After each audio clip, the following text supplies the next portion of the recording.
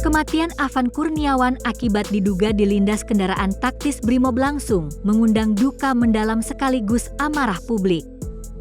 Peristiwa ini tidak hanya menelan korban jiwa, tetapi juga membuka kembali luka lama soal relasi aparat dengan warga sipil. Media sosial penuh dengan desakan transparansi, masyarakat menuntut penjelasan kronologis yang jelas, serta pertanggungjawaban hukum nyata. Tragedi ini jadi simbol kegagalan perlindungan, sekaligus ujian besar bagi aparat keamanan di mata rakyat. Di tengah kemarahan itu, sosok Verrel Bramasta, anggota DPR yang baru dilantik sekaligus seorang aktor, muncul dengan pernyataan keras. Ia menuntut agar Brimob bertanggung jawab penuh, bukan hanya dengan permintaan maaf formal. Langkah ini mengejutkan, karena jarang politisi baru, apalagi dari kalangan selebriti, langsung melawan arus besar dan mengkritik aparat. Sikap Verrel membuat tragedi Afan tidak tenggelam, melainkan semakin kuat gaungnya di publik. Langkah Verrel dianggap sebagai baptisan politik yang menentukan citranya. Banyak pengamat menilai keberanian ini bisa jadi modal besar membangun image wakil rakyat vokal. Namun risikonya tidak kecil, karena dengan menantang institusi kuat seperti Brimob, ia otomatis masuk ke pusaran politik yang lebih keras dari sekadar panggung hiburan. Dari sini publik mulai menilai apakah Verrel sekadar pencitraan atau benar-benar berkomitmen. Tak berhenti di kasus Brimob, Verrel membuat kejutan lain, menolak gaji sebagai anggota DPR selama setahun penuh. Ia menyebut keputusan itu sebagai bukti dirinya masuk politik bukan demi uang, melainkan pengabdian. Ia bahkan berjanji menyalurkan gajinya kepada masyarakat di Dapil Jawa Barat 7. Langkah ini dengan cepat menjadi headline nasional, membuatnya dipuji sebagai politisi muda yang berani berbeda. Awalnya, publik tersentuh dan menganggap Verrel benar-benar wakil rakyat yang tulus. Namun, tak lama kemudian cibiran bermunculan. Warganet mengingatkan bahwa gaji pokok DPR hanya sekitar 4,2 juta rupiah per bulan, kecil jika dibandingkan dengan tunjangan dan fasilitas mewah yang tetap diterima. Aksi menolak gaji pun dinilai sekadar simbolis, bukan pengorbanan besar. Respon terbelah ini mencerminkan rapuhnya kepercayaan publik pada politisi.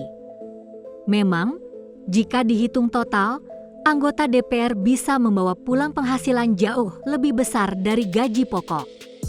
Ada tunjangan keluarga, perumahan, perjalanan, hingga reses yang jika dijumlahkan bisa mencapai ratusan juta per bulan. Inilah mengapa sebagian orang menganggap langkah Verrel lebih mirip strategi pencitraan ketimbang pengorbanan nyata. Fakta ini membuat perdebatan soal gaji dan tunjangan DPR kembali mencuat ke publik. Meski dihujani kritik, Verrel menegaskan bahwa gaji yang ia tolak akan benar-benar disalurkan ke masyarakat dengan sistem transparansi yang bisa diakses publik. Ia berkomitmen dana tersebut sampai ke Karawang, Purwakarta, dan Bekasi. Namun janji ini menimbulkan pertanyaan baru, bagaimana mekanisme distribusinya, siapa yang mengawasi, dan apakah transparansi bisa dijaga di tengah politik Indonesia yang syarat kecurigaan. Fenomena artis masuk politik bukan hal baru di Indonesia, tetapi selalu menimbulkan tanda tanya besar. Banyak yang gagal, sebagian kecil berhasil. Verrel menghadapi dilema ganda, mempertahankan karir hiburan atau serius menekuni politik.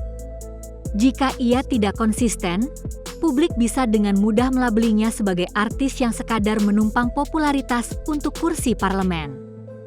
Sampai kini publik masih menanti tindak lanjut nyata dari pernyataan Verrel soal Brimob.